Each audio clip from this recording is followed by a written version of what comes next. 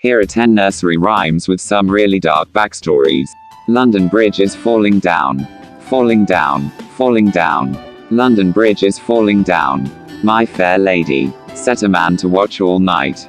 Watch all night. Watch all night. Set a man to watch all night.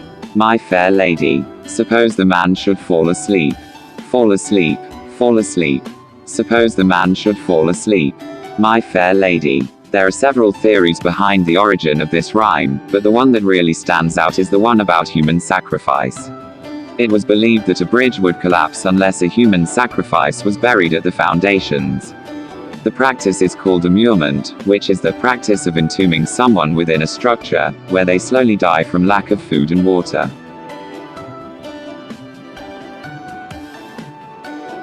Mary, Mary, quite contrary. How does your garden grow? With silver bells and cockleshells, and pretty maids all in a row.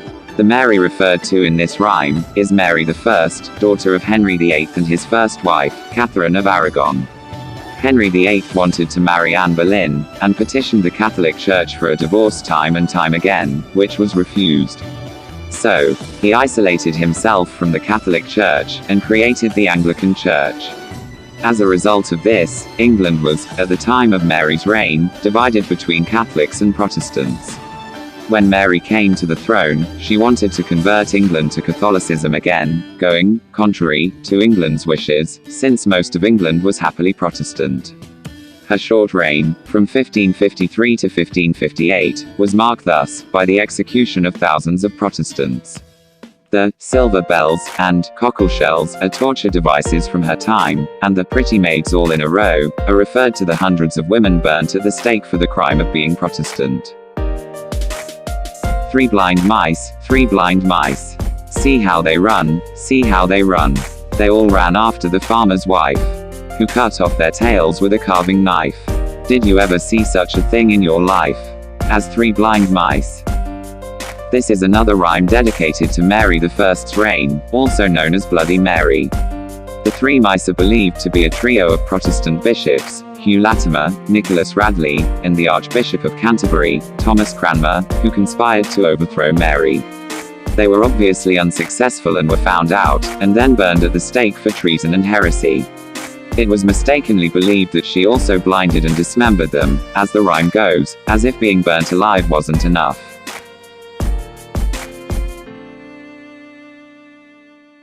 Jack and Jill went up the hill to fetch a pail of water. Jack fell down and broke his crown, and Jill came tumbling after. The roots of this poem are so dark that they should not be allowed anywhere near children. Jack and Jill are actually Francis Louis XVI and his wife, Marie Antoinette, who were convicted of treason during the French Revolution, otherwise known as the Reign of Terror, and beheaded. Jack, or Louis XVI, lost his crown, i.e. his throne and his head. And Jill, or Marie Antoinette's head, soon came tumbling after. Ring around the rosy, a pocket full of posies. Ashes, ashes, we all fall down. The origin for this rhyme is by far the most infamous. The rhyme refers to the Great Plague of London in 1665. The rosy from the rhyme is the rash that covered the ones who contracted the disease, the smell of which they tried to cover up with a pocket full of posies. The ashes were the cremated remains of the deceased, and well, they all did fall down. Old Mother Hubbard went to the cupboard to get her poor doggy a bone. When she got there, the cupboard was bare. Old Mother Hubbard isn't even a woman, if the theories are to be believed. Old Mother Hubbard is actually Cardinal Wolsey, from 16th century England. Once a very powerful member of the clergy, he found himself in Henry VIII's bad books because he was unable to get him the divorce from Catherine that he so badly wanted. So King Henry is the doggy, and the divorce is the bone. The cupboard is the Catholic Church, which straight up refused Henry his divorce, resulting in England's separation from the Church.